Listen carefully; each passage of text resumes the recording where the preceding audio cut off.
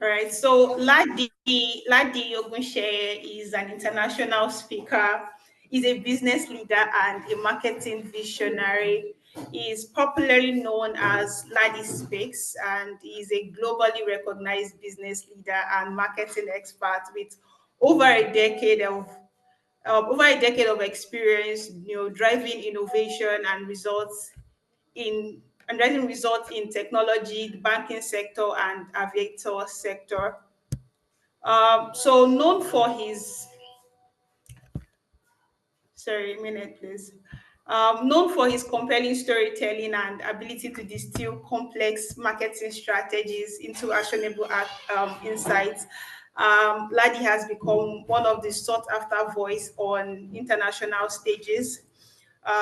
With a career spanning leadership at roles like Techno, Mobile, Sterling Bank, Palmpay, and Coral Play, Ladi has overseen multi-million dollar marketing campaigns, built high performing marketing teams, and help brands achieve market dominance. So tonight, Ladi is going to be anchoring the session. He's going to be telling us how we can, gain, increase, sorry, okay, how we can get 1,000 users, with a very lean marketing budget. And I know that is something that a number of us as founders struggle with. So right on board, I'll be bringing Ladi on the stage. Please, ladies and gentlemen, help me as I welcome Ladi Ogunseye, our speaker for tonight. Welcome, Ladi. Thank you so much, Blessing. Such a pleasure to be here to speak to the future and the present of our continent, Africa. The future really belongs to every one of us who are building on this continent, who are making sure that we're creating solutions that are driving impact on our continent. And so it's such an amazing pleasure to be here speaking with great minds of our region tonight. Um, this night will be like a very amazing night. It promises to be superb or solid. I have quite a number of things that I have lined up for tonight. I hope we can all see my screen right now. I mean, she has mentioned the topic earlier. She has introduced me some of the cool stuff that I've worked on in my career. I mean, amazing, amazing, cool stuff. And so tonight, I will pretty much walk us through key things, the zero budget growth mindset, some creative acquisition strategies, using community as a growth engine, and some other systematic organic growth tactics. And can you guys hear me though? Please confirm that my voice is audible. Um, Yes, we can hear okay. you. Now, for a lot of founders, one question that I've always encountered or have been asked is regarding user acquisition.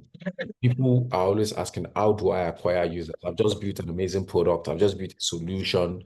I mean, we find ideas across board. How do I acquire users for this idea? And I mean, it boils down to so many things, from finding the right audience to creating compelling content to building even an engaging community. And that's why the first thing that I talk about is, when I speak to founders, especially startup founders, is we need to have the zero budget growth mindset. Now, it's very easy on the front end or on the surface. It sounds easy that I just no need to spend any money and make and grow my user base. But it's a mindset. Even it doesn't mean that you have zero naira. It just means that you have zero USD. It just means that you approach your user acquisition, you approach your user growth for your product with that mindset, which is that even if I do not have any money at all, I would choose creativity over the amount of cash that I have now. Founders who have been seen to have this zero budget growth mindset, even when they raise up to Series A, or even they become a unicorn, what have you, they have cash in the bank. They have cash. They have running costs. Their OpEx is good. Their cash in bank is amazing. Their revenue is growing. But because they have that mindset, which is that the mindset prioritizes five key things. Four key things, rather, I beg your pardon. One is creativity over cash. You need to think around your growth favoring creativity beyond cash. So you need to forget about the cash constraints you may have. Don't think about, oh, you want to go, and the first thing you're thinking about is how much do I have? Now, when you come from the point of how much do I have, you would always stifle creativity. So you need to favor creativity over cash. You need to avoid the most common pitfalls. There are very, very common pitfalls that a lot of founders get into. Pitfalls like spending money on ads prematurely. Now, when I mention this, one thing people ask me, especially founders, is that, oh, then how do I know when to spend money? How do I know when to start doing ads? You do ads when you have validated the product. You do ads when you have validated the solution. Scattered effort as well is another common pitfall. You are doing so many things at the same time. Yes, it's a startup mindset. Startups is off, is you dip your hand, you are in the mud, you are in the trenches, you're working on quite a number of things. But when your efforts are scattered, what you eventually see is that you do not achieve growth as a result for your startup because you're early stage. You need to concentrate your efforts on specific things, and that's where strategy comes into place. Now, another common pitfall: copying competitors. I always hear this every now and then. People say, oh, this person is doing this. I mean, I consult for startups and then I hear things like, oh, our startup, we want to go like Piggyverse, a fintech startup, for example, we want to go like Piggyverse. Piggyverse is a competitor. And then they come to you with ideas regarding the things that Piggyverse is currently doing. But what they don't understand is that some of the things Piggyverse are done in their early stage, they even need to go and check off those checklists first. So the mindset when it comes to zero budget, it sees you avoiding these common pitfalls, even as a go at the growth level where you're already growing, where you're already established in the market, or you're getting a market share in the market, or you're getting some market share in the market.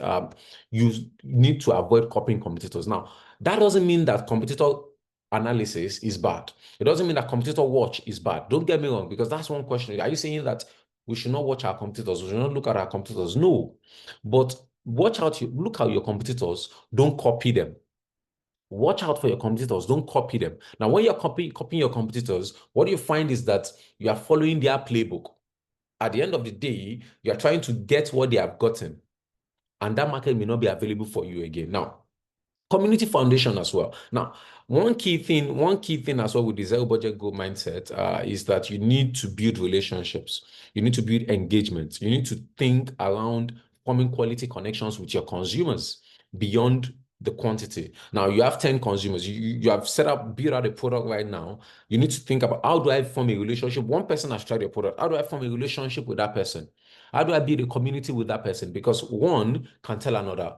Those two can tell another. And that's how you move from 0 to 1, from 1 to 10, from 10 to 100, etc. And then you keep going from there. Now, and it sits at the foundation of the community. Startups that grow massively, they never forget their community. Now, mention any startup in Nigeria today that is big, whether they are a unicorn or whether they are big, or define how you want to quantify being big in the Nigerian startup space. I can tell you for a fact, one thing that is sure is that these startups have built a community. Think about Piggyverse, for example. If you're a fintech startup founder here today, if you think about Piggyverse, for example, if I go online, any platform whatsoever, and I post right now that, excuse me, please, that I'm having issues with my Piggyverse account, there are thousands, hundreds, or multitude of people that will come and assure me that it might be a glitch and it is isolated. And so it is not a generic problem. Now, they have built a foundation of community around their product. They have built a relationship with their consumers from the early stages. Now, you might look at Piggyverse and you say, oh, they are already big, they already have a consumer base, but this started from the ground get-go. Similar thing with Paystack. And I will mention examples in our spaces because it might make sense for us, or help us dissect the issue properly.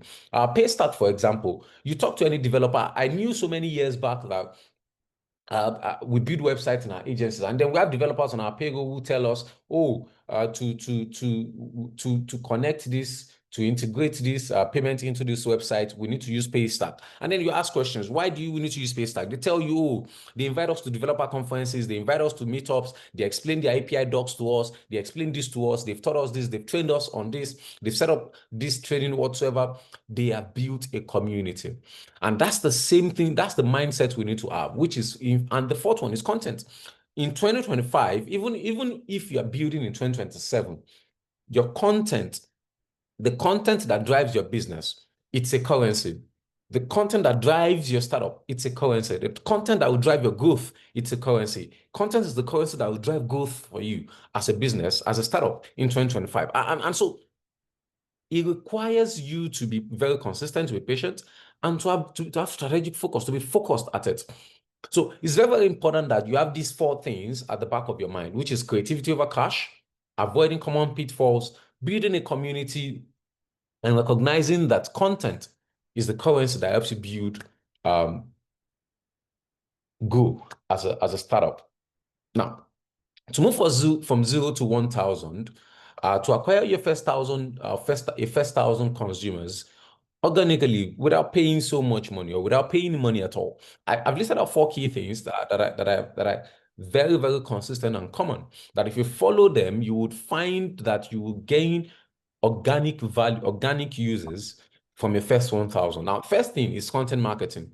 There's a lot of misconception regarding content these days, and it's simply because the advent of the world that we live in, where everybody is using social media, which is great, by the way.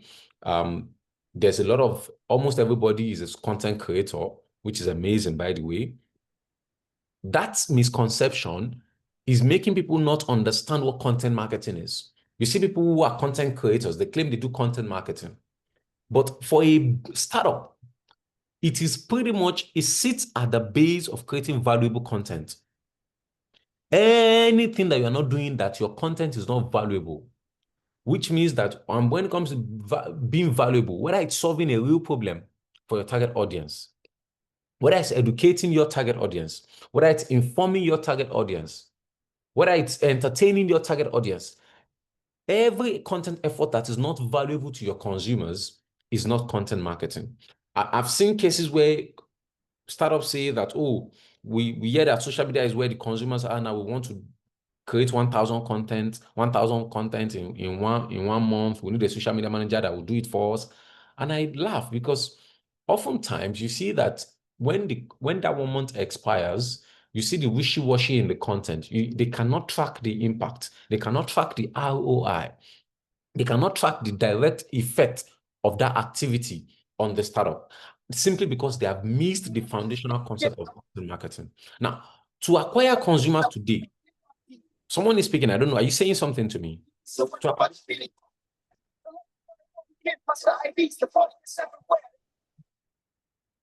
Okay, I don't think that's for me. So maybe the moderator can help us mute that person. Now, to acquire your first 1,000 customers, you need to invest in content marketing. What kind of content, what kind of problems are my potential consumers? Now, if you don't understand your consumers, I can bet you will struggle acquiring your first 1,000 customers. You need to understand who your consumers are. You need to understand who your potential target audience is. Not your potential target, your potential consumer, your potential customer. Who are they?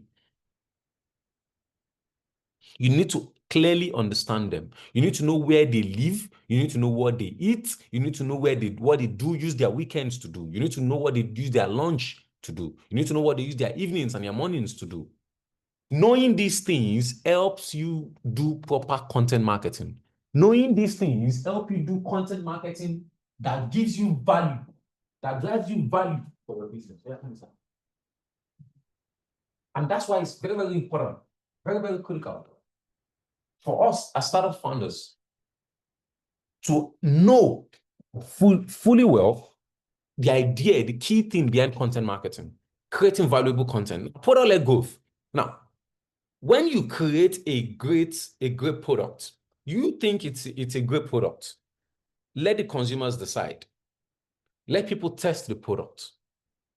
Now, by testing this product, by your first 1 user, 10 users, 5 users, 2 users, they would share their experience. They will share some of the features that they expect or that they think this product should be having.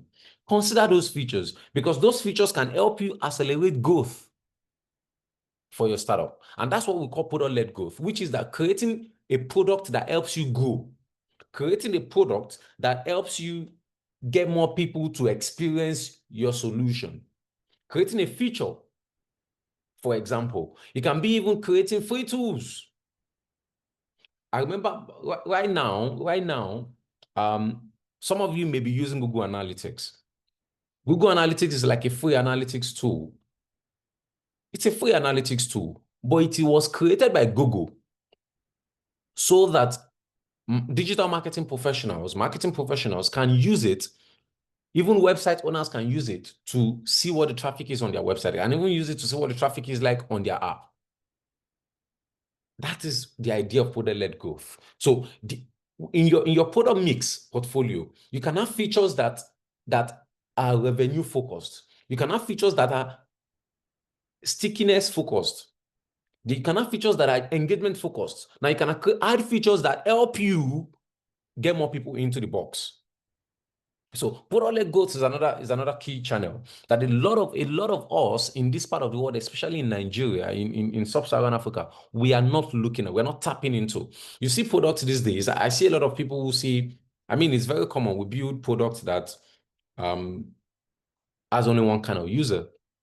And then I ask myself, so it means that if your use case is once per month, how do you want to keep your shop open as a startup? That's difficult. Your frequency of use is once per month, which means that I as the user only need to come once every month to come and use your service, use your app. Then why should I need to download an app? That's a challenge. But if you build features that increase the frequency of use, so it means that every time I come, those features might be loss leading. Those features might not be super great in terms of revenue wise, but they help you bring more people into the mix. I mean, let me give a very good example this today. I mean, Opay is a very popular example that we know in Nigeria. I mean, and at some point in the product trajectory, you will see that they had products like O Wealth, O Car, O Trike, O Bike, etc. Those products were loss-leading products.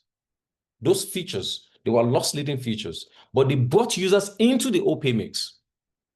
They brought users into the Opay ecosystem, such in as much that even places like Enugu, places like Uyo, far places like Kano, where they launched O Trike, for example, which is a tricycle where you order a tricycle on your mobile phone. Those places, people were ordering tricycles for literally like 10 naira, 15 naira, ridiculous amounts of money, loss leading. However, but these people already now had an Opay account. So today, when Opay is leading the market, they had created a lot of product-led features that have driven acquisition for the product in itself. So you can create even referral mechanisms in place that when users bring one person, or bring 3 persons, or bring 4 persons, they get this. You can create free tools as well. Now, let me speak on referral a bit, and then we'll move to the 2 other ones. Now, we need to be super careful about referral. Referral can eat into your VC money as quick as possible if you're not super careful. So you need to be careful. You need to know what you're doing when you're designing a referral system. Nigerians in this country, I can tell you confidently that there are people who hunt for referral schemes. I've been in a company where we figured that we had this user who was referring quite a lot of people, and then I mean, I flagged it from my desk that this is not normal behavior, and I reached out to compliance team. I needed to investigate this issue. This doesn't look normal. After all said and done, we figured that this guy was a SIM card registration agent who when you buy SIM from him, he registers you as a user. You don't even know you have registered. He has registered you. He has claimed the referral bonus. So, and this taught me a major lesson that in Nigeria, and this is even beyond, I had multiple experiences when it comes to referral schemes in this case. So in Nigeria, in this case, in our part of the world, in Africa, we need to be careful when we're developing referral mechanism. Is it bad? No. Is it good to use? Yes, solid. But when you're designing, make sure that you tie it into valuable actions that those referees, the referrers make before they can get any reward. Now, guerrilla marketing. Now, the idea of guerrilla marketing is to use unconventional low-cost tactics to maximize your exposure as much as possible. There are tons of guerrilla marketing activities that you can do. Tons of them. For example, there's an event coming up soon, I think in September in Lagos. I think it's GTEx or something. Tech events happen every now and then. Tech events happen every now and then. And imagine if you go to any of these tech events, your user base is tech people who attend this kind of event. Imagine if you go to these tech events and you dress in a costume that represents your brand, your startup. You gain attention. People start asking, what is this? What are you doing? What are you up and about? And then you tell them, oh, I'm selling this product. This is what we're doing, etc., etc. It's as simple as that. Guerrilla marketing is just going unconventional. A lot of us, we're sitting in the back of our desktop computers or laptop computers, and we think that users will come to us. Users will not come to us. We have to go to the users. We have to go and find the users. Now, I see a lot of people who are building fintech products, and then the first thing they do is they start doing digital ads, and I cry when I see that, because what I say to them all the time is that in this time and age, the hardest work has to be going offline to find your users, going offline to find those users, to curate those users. You go to a market, provided the market women or men have your use case, they use your use case ordinarily. You go there, you activate that market, you take that market, you own that market, you follow up with them. So we need to think unconventionally, think low cost. What low-cost tactics will maximize our exposure? You see these days, even on the computer that I'm using right now, you see people, I have stickers all over. You see businesses give people stickers, cool-looking stickers. They give them stickers just to distribute, just to have at their door, on their refrigerator, even refrigerator magnets. These are low-cost unconventional tactics to get attention, to get exposure. And then the final one here on this slide is strategic partnerships. You need to think about strategic partnerships. That is one thing that is lacking a lot in our ecosystem. We don't think of partnerships as, when we think of partnerships, think of what I will get. When you think of partnerships, you need to ask yourself, what would the other person also get? Because when you're proposing partnership to people, one question people always ask me is that, oh, I've tried to partner with people, but they didn't come through. The first thing I ask them is, what was in it for you? They articulate it clearly. I ask, what was in it for the other party? They tend to stop. They then start to stammer. And so therefore, it shows me that over time, a lot of us, we are selfish when it comes to strategic partnerships. That is why it doesn't work for us. Some of you have products or features or product that can co-bundle. For example, you have products that people who use Child Deck can use, your Child Deck customers can get. You can walk up to Child Deck and say, you know what, I know you have 10,000 users. I'm happy to give them 1 month free. Someone's saying something. I'm happy to give them 1 month free to use this product, provided they are on Child Deck Prime or Global Prime or whatever you. Now, it's a partnership. So it means that Child Deck will look at it and say that, oh, provided anyone that has Global Prime, another advantage is that they get this application for free. That's something that recently I paid annual for LinkedIn Premium. And then I realized that because I paid annual for LinkedIn Premium, I had applications 3 months, 4 months, 2 months, 1 month that came with that premium subscription. That's what we call product bundling. A lot of those conversations need to also happen in our ecosystem. A lot of them need to happen in our ecosystem. A lot of them need to happen in our ecosystem. Am I still here, please? Yes, please, Ladi. I can hear you. A lot of them need to happen in our ecosystem, and they cannot happen by jabs. We have to go and hunt them. We have to go and do the manual work. Now, let me come to let me come to community as a growth engine. We need to also understand one thing that I mentioned earlier about how community is very, very critical. Our community is super, super critical. Our community is super, super critical.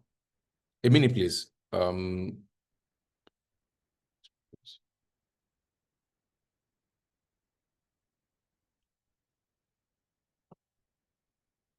Our community is super, super critical to growth as it is.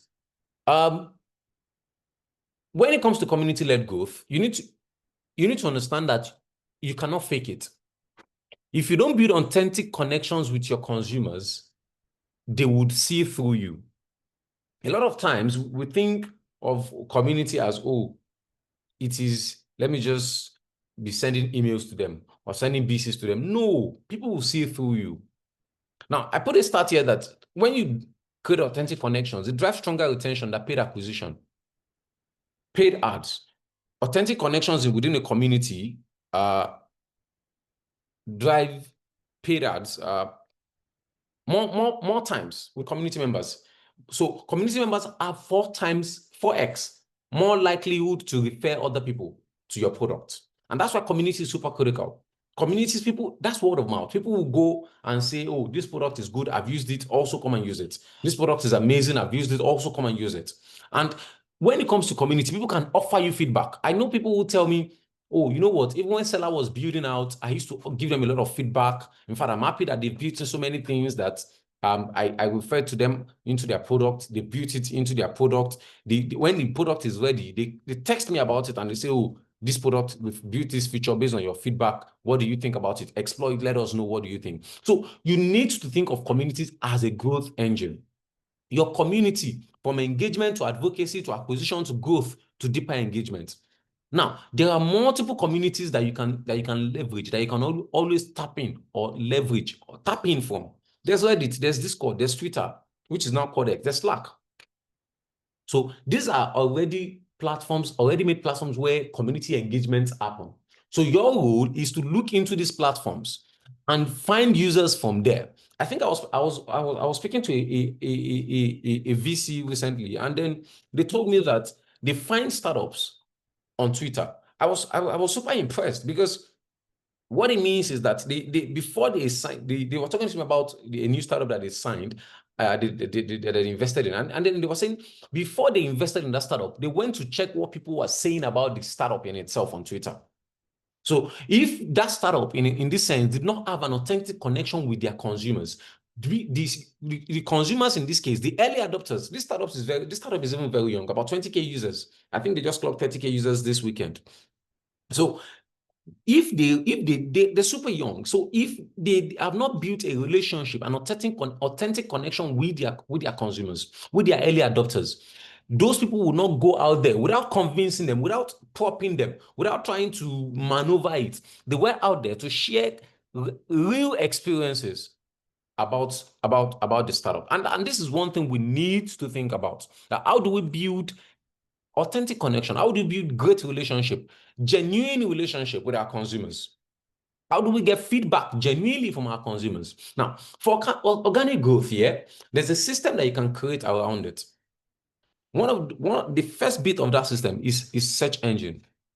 Right now, yes, people say, when I talk about search engine, I think I was talking to I was speaking in a session this morning and I spoke about search engine. And then someone asked me a question. Oh, Ladi, there's now AI mode. There's ChatGPT search now, etc, etc. Yes, there is. AI is here to stay. However, the fundamentals of search remain the same. The fundamentals of search remain the same. We need to think about long tail keywords. We need to think about keywords with low competition, keywords with high intent. We need to create content that solve those specific problems. So when these AI crawlers are even looking for where there is value, the website there is value, the product that has value, they can recommend our product because that is the fundamentals of search engine optimization, especially for startups. So we need to think about search engine. You have to create for search engine. Now, I say this all the time that when it comes to search engine creation, you are creating there's duality in the creation. There's creation for the humans, there's creation for the bots. You need to create for the bots to be found, and you need to create for humans to create a solution, to solve a problem. Now, email newsletter growth, you need to think about building a value-first newsletter. Many of us, we hear about emails, and then the first thing we want to do is just start writing emails, telling us how our CEO now has a new LinkedIn account. I don't care as a consumer. Why are you telling me that your CEO has a new LinkedIn account? Or this is the LinkedIn account of your CEO? Why should I go and follow your CEO? Is that why I'm a consumer? Is that why we're here? So if you don't offer value in your email newsletter, maybe you should not bother going in an email newsletter. Till this morning, a friend of mine still forwarded me a newsletter he found value in. He read the newsletter, he forwarded it to me. He told me, in fact, in caps, he wrote there that you need to subscribe to this newsletter. It's from a brand, actually. That's the interesting thing. So we need to build the mindset of having value, creating value, including value, putting value in our newsletters. So when not just about product updates, I can assure you, I do not care if you have added a new feature in your product as a consumer. Google adds new features all the time. I don't see them sending a newsletter about it to say they've added a new feature, I should come and use it. I just discover it and I experience it. So, but however, when they send their insights, their newsletter that is containing insights, I read it. I read it. So when it comes to email newsletter as well, you need to encourage forwarding. Encourage people to forward it. Give exclusive content. There are some things that you should reserve for those that are on the newsletter so that people will find value in it. Strategic cross promotions are also very, very critical.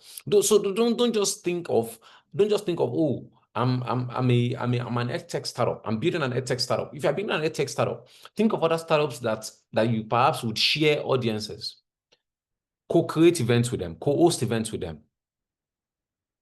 You can cohabit with them. Think of integrations, feature integrations that do not necessarily require money. Look for new influencers that you can pretty much just encourage, give them a shout out, give them something and work with them.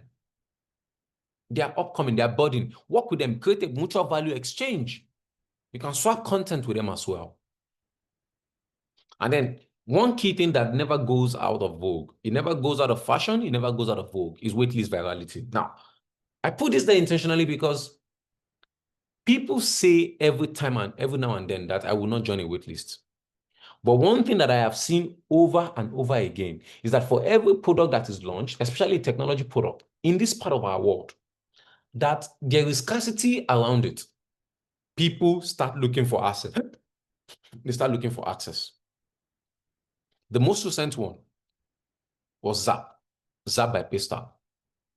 People were calling me. People texted me on WhatsApp. I didn't reply. People are calling me. I had about 5 to 10 calls. People calling me to say, am I at the Zap event? Am I at the Paystack event?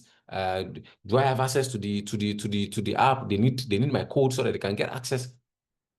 Because they want to, when you create scarcity through limited access and you reward the referrals, you create a viral engine through your waitlist where people are signing up before the product is even live.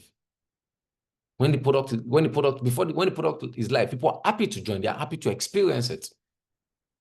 Now, the next thing here I want to talk about then also is understanding the data-driven part of it. Now, as startup founders, we cannot do without understanding data. We cannot do without taking away the point of data.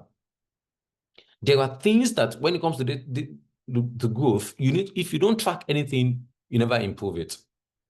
I put here some free analytics tool that we can use to track our growth, how well we are doing. Google Analytics, I mentioned it earlier, Mixpanel, Hotjar, Google Data Studio for visualization.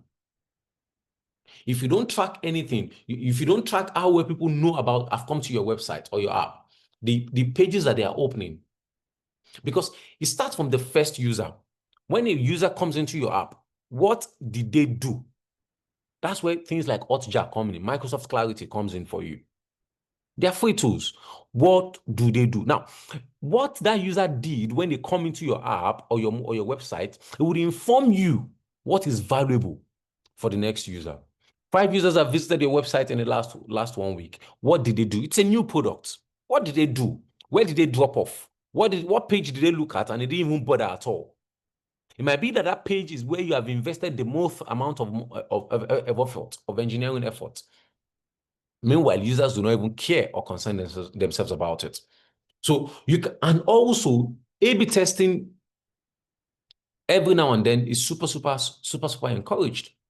When it comes to driving growth from 0 to 1,000, you need to look at it. If I create 2 versions of email, this email goes to this particular users, this email goes to this particular users, this landing page goes to these users, this landing page goes to these users, creating different features, see what the experience is for different consumers and taking learnings from them. Now, let's look at success stories. I mean, there are quite a lot of success stories that we can talk about on our continent. But I mean, I've just chosen 2 and I've taken out the names.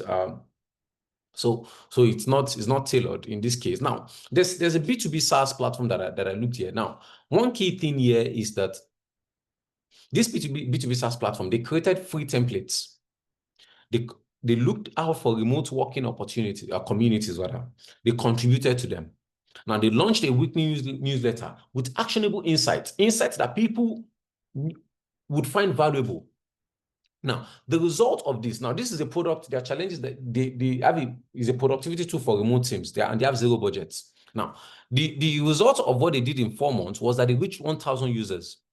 And 40% of these users that they reached, they came from the free template downloads that they created, that they have. Many of us have products that we need to consistently organize webinars, free webinars for people, and bring valuable people, not just my friend. Oh, find valuable people that people would pay to come and listen to. Network with them, bring them onto those webinars. 35% of the 1,000 users came from community engagement. 25% of them came from their newsletter subscribers. Super amazing case study. Now, another point here is the consumer app case study, where if it's a fitness tracking app, they have entered the crowded market with established competitors.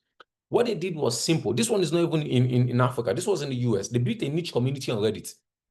Now, on Reddit, they created a new subreddit where before you join, you have to join a wait list. Now, they now partnered with some micro influencers, new influencers that were coming up, where they give them the fitness tracking app to use for a while and share their experience about it. Now, what happened to them is that they reached 1,000 users within 6 months. And 30% of these users were from referrals. And guess what? Even more excitedly, they had 65% retention rate after the first 30 days of use. Now, there are 5 key lessons that I draw from these 2 case studies. Now, one of them is narrow focus. I've mentioned about focus earlier. We need to focus our efforts. We cannot have a scattered approach when it comes to growth, especially from the ground up. Value first, offering value. These 2 guys offered value. They talked about community as well. They leveraged referral mechanisms and they made their execution consistent. They were consistent in how they executed. It's not, I do one thing now. This is one thing I see startup founders do a lot of times. They execute one tactic now. In 1 week, they already want to expect results. I can assure you about it, that except if that tactic has led to some virality, you might not see a result in 1 week. And that's okay. Even in 1 month, and that's okay. It's a startup. Yes, I'm burning cash. I don't have a lot of runway, but you need to understand that consistency is critical. You cannot post one day, not post the next 2 weeks. You cannot share something to a community 1 week and not share again in the next 3 months. That's not consistency. So maintaining a regular engagement schedule is better than one-off campaigns when it comes to consistency. Now, in case you've listened to me so far up to this point, now you need to take away 5 key things. 5 key things. Your mindset is very critical, which is the growth mindset. Your mindset is very critical. Having 0 budget is not a limitation. It's an opportunity to do something great. It's an opportunity to express your creativity. 2, you need to think about product-led growth. You need to build viral mechanics into your product.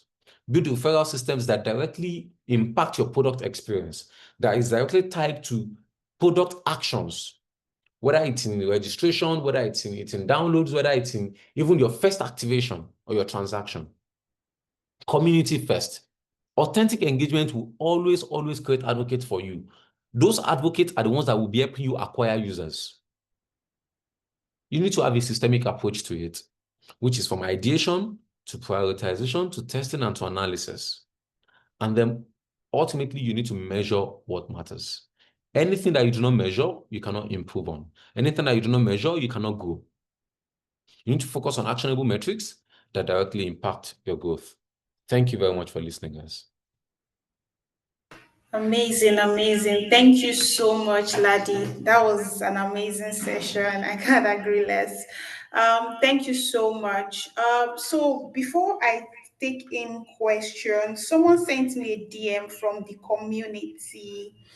um I don't know, if please everyone, if you have questions, please feel free to drop it in the chat box, and I will respond to them shortly. But let me quickly take this, because I think most of the founders in the community can actually relate. He said many of us in the Opolo community are actually bootstrapping. What are some low cost ways that we can start implementing now, like right now? So and I've I mentioned, don't know if he's been yeah, here. yeah. I mean, that's amazing. Yeah, it's okay to bootstrap. Everyone starts somewhere. One of the first set of things you need to look out for is this. Within the Opolo community in itself, there are startups who you can share audience with. Look out for them, network with them, partner with them, offer them value. Some of them may even have an already established newsletter. Offer them value. Offer your users, their users, an experience of your product. Their premium users an experience of your product. Let them also do the same. You can have those collaborations, those partnerships that will get you off the ground, that will get you people that will start using your product off the bat. Off the bat. I also mentioned earlier about communities where you need to look at Twitter, for example. There are people who if you sit down today and you search Twitter by yourself as a founder, there are people who have talked about the problems that your product is solving. They have talked about their experience. For example, just this morning, a founder in the US sent me a DM on Twitter. He said that, let me read it. I think if I read it, it would make it would give some more insight or understanding. This was his exact message to me. He said, Jake, he said, "Hi, Ladi, I noticed you specialize in business development and growth, and I thought that you might find this interesting. We have created a quick and affordable AI tool that drafts email automatically in your voice. For early access, it is $1. For first 50 users will get a lifetime access with this code. I would love to hear your thoughts when you experience this product. This is the link. Let me know what you think." If you searched manually for people who do business development and growth, and then he reached out to, I'm very sure that's what he did. He reached out to each and every one of us individually. So what happens is that this guy's message now, I had put it in my to-do for tomorrow already. So by tomorrow, I would experience the product. So it means that what has happened is that in less than 1 hour, in less than 24 hours, he has gotten one user in me without spending a naira or without spending $1. So you need to do the grunt work. If you are bootstrapping, you need to go manually. Find these communities: Reddit, Discord, Twitter, Slack. Slack channels may even be private, but I'm sure that you belong to some Slack channels. Find the people who need your solution that you have created. Reach out to them. Offer it to them. This person didn't reach out to me to come and do free trial. It is $1. So it means that I am still going to pay for that access, but he has acquired me as a user. So you need to do the grunt work of finding people that need your solution, that already perhaps have complained even about that particular problem before. Yeah, you likely would have searched for business development, keywords, business development, growth, email marketing. He would have searched for keywords that relate to his product, and that's where he would have found me. Thank you. Thank you very much, Ladi. I think we have a question from the chat. This person, not your regular founder, I don't know if I should say he or she. The person said, "Hi, Ladi. From your experience, how much does having strong growth numbers really influence investors' decision making at the early stage?" This person is looking for investors' money. So I think the person wants to know how much does strong growth numbers really influence an investor's decision making at the early stage. Yeah, numbers, they strongly impact investors' decision. I'm not going to sit here and lie to you about this. Numbers strongly impact investors' decision. Now, if you don't have the numbers, investors may not look at you because the numbers validate that what you're building is impactful. What you're building, people want it. What you're building, people are interested in it. So numbers play a significant role beyond relationships, introductions. Numbers play a significant role in helping you secure investment at any level. At any level, from if you want to secure from seed to or from pre-seed to seed, you are moving from a growth, you want to get a series A, your numbers will always be where the conversation starts from. How many users do you have? What's your growth rate like? What's your burn rate like? What's your projected numbers? What number are you projecting? How much are you spending to acquire these numbers? And that's why for me, I say it all the time that if you're a founder, beyond the idea, beyond the technology, you need to see your startup as a business, as a normal business, as a regular business. The startup is just a fancy term. It is still a regular business that needs to drive revenue. So, and every business owner, every successful business owner today, they know the numbers behind their business. They can tell you, if you wake them up in the middle of the night, they can tell you the numbers that matter in their business. And so those numbers for startups, one of those numbers is how many users you have. And I mean, I put it here as a North Star metric in the metrics that matter. It's a North Star metric. It's for many people, one metric that you best represent your product value to users and it aligns with your long-term business goals. How many users do you have? That can be your North Star metric in this case. So it's very, very important. You can't do it without it. And so let me mention this now. The numbers might be present, it might be future. It might be that we're projecting that we'll get 10 million users by 2026. It can be that you can raise based on that. You can talk to an investor today that I don't have any user at the moment, but I'm looking to get 10 million users in 2026. And because they've seen what your sum is, they believe it is doable, and then they invest in your dream. So so foreseeable numbers, futuristic foreseeable numbers are also work. Thank you so much, Ladi. I'm quickly going to be going through the questions now because our time is fast spent. So someone else is asking, he said, how do I scale organically? So this question is from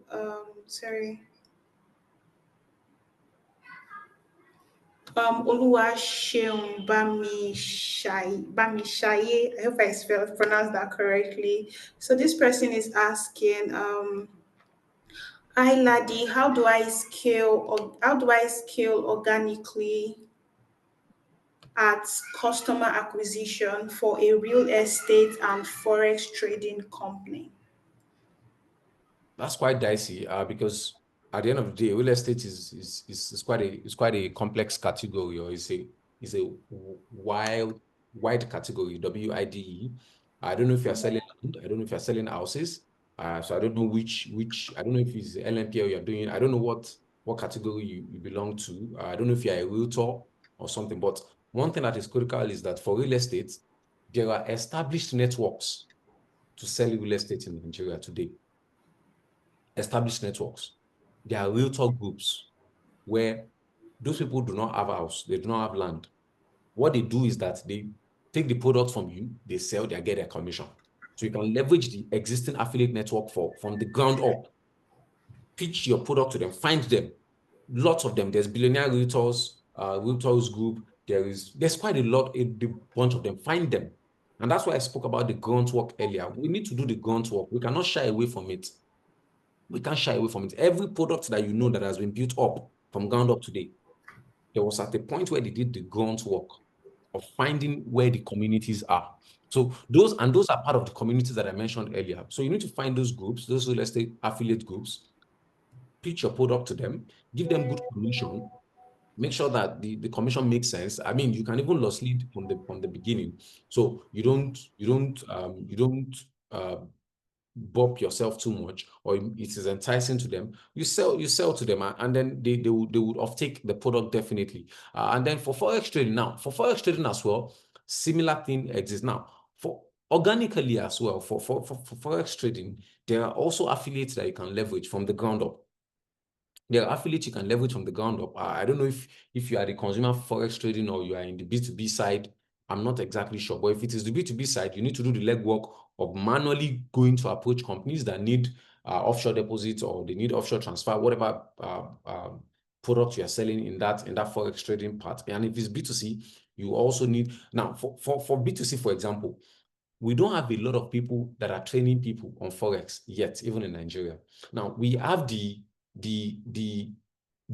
come and pay for my class people, but you can take it upon yourself to say, you know what, I want to start teaching people how to trade forex properly for free, and then people will come in, and that's, you start building a community for yourself. It's organic. You say, oh, I want to teach you how to trade forex. All you need to do is to come with your cash. At some point, you would upsell them, whether it's your app they want to use, it, or your platform they want to use. I don't know what you're doing in the forex trading space, but at some point you will find a way to infuse your product into that funnel, into that stage in their consumer cycle, pretty much. Thank you. Let's take the next question. Thank you very much, Ladi. So this is from. Oh, okay. He said, "Thanks, Ladi." You're welcome. This is from Emmanuel. He said, "Hi, Ladi." I can't even see the question. He said, "Hi, Ladi. For a legacy company that has operated." Okay, let me just take the second question because of time here. I'm trying to.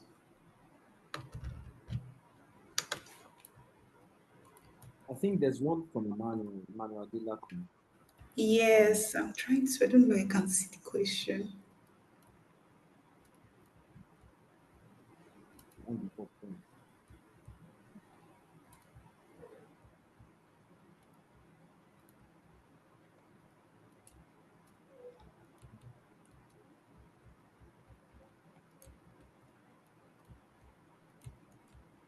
Okay, this is from Emmanuel Adela. I believe I can read the questions from here. So maybe perhaps I think I'm seeing it. I don't know. So maybe, yeah, it says, "Hi, Ladi, really wonderful session." Okay, this is a compliment. It helps validate. No, so I see a he question from asked the Naomi. question later down. He eventually put a question down. I don't know if you saw the question. Okay, is it the one that he said, "How do you advise one approach approaches, yeah. for DMs?" Oh, okay, the one you received It's today. very simple. It's very simple for cold DM. Just offer value. It's simple. Offer value. Find the people who need the value. Offer it to them. The key work, the grunt work, the hard work is in finding the people who need that value. The guy who reached out to me, like the one you said I received, the guy who reached out to me, he has found out, he has done the hard work of knowing that I work in BizDev. So I need an email marketing solution. I need an email marketing tool. So finding that the people who your target audience for cold DMs is where the hard work is. So, and it's patient work. Now, you can automate it with AI tools. You can automate it with, there are tools to use to automate it, but it is hard work. It is patient work. It is work that you have to do manually if you are building up from ground up. So you need to do that and just offer them value straight up. So I see a question here from Naomi. She's saying that what marketing strategy would work best for a tourist guide app that would get consumer signups. Now, in this case, for a tourist guide app that will get consumer signups. Now, if you are building from Nigeria, for example, your app is not targeted to Nigerians. It's targeted to people that are coming to visit Nigeria, for example, if Nigeria is a tourist destination, you can pick about 5 tourist destinations.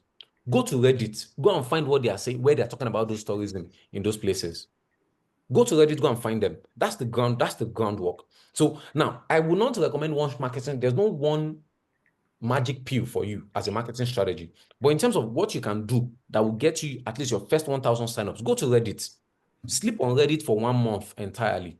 Go and find manually, where are they talking about these 5 tourist destinations? How are people finding those tourist guides on them? If they are finding those tourist guides on them, go and offer your 2 piece or your 2 cents on those forums, on those channels, and then talk about how your app can help them alleviate that problem. Now, again, I said, if you go and find the people there is no product that you have right now that you are building or that you have built that nobody has talked about a problem that product solves. So go and find the people that have talked about that problem, offer your solution to them.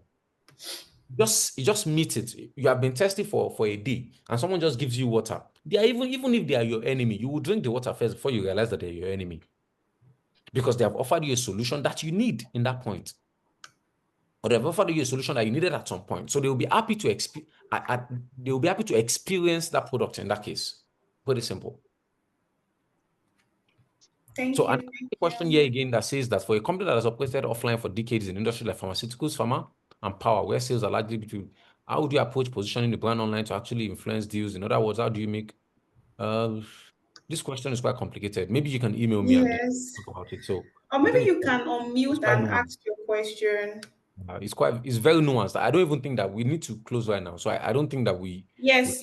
Thank you very it's very much. nuanced. It's very, very nuanced. You need to create a lot of nuances, because you're saying, how do you recommend positioning the brand online to actually influence deals? Online is visibility. Search. People will search. If you mention that company, in a B2B deal, for a B2B deal that I don't know the person, the first thing I do is I search for the person's name. That's the behavior. I put on Google, what's this company about? I search for their name. What do I see? Whatever I see influences what I think about that company, whether I want to do business with them or not. So the positioning really pretty much just starts from search engine. It starts from search engine. What do people see when they use search engine for that business? It's as simple as that. Thank you so much, Ladi. As we bring this session to a close, please allow me bring on board Joba. So Joba is our Chief Innovation and Entrepreneurship Officer at Opolo Global Innovation. Just to wrap up the session, ladies and gentlemen, please let's have Joba on the stage. Thank you very much, Ladi. That was very, very insightful. Thank you so much. Joba, over to you. Amazing. I think this has been a very, very insightful session for me personally. I did, get a couple of points here and there that, of course, would, even support me in my own personal journey, right? And I think that there are a lot of startups here that, of course, would also get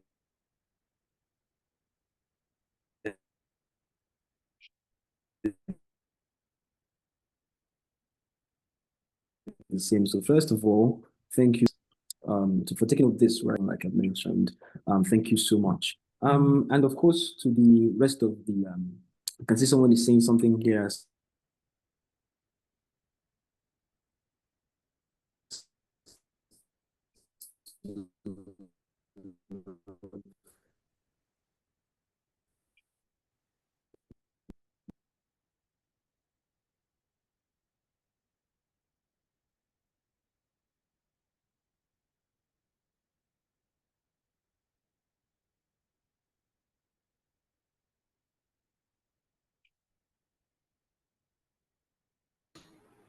I think Joba is having network issues.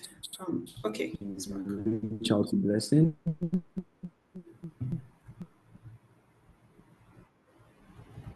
Joba, what did he say? I don't think I heard him clearly. I think he's having network issues. So I think what he was trying to say is if you have, oh, yes, we can hear you now. Can everyone hear me? Yes. Can everyone hear Yes, me? we can hear you.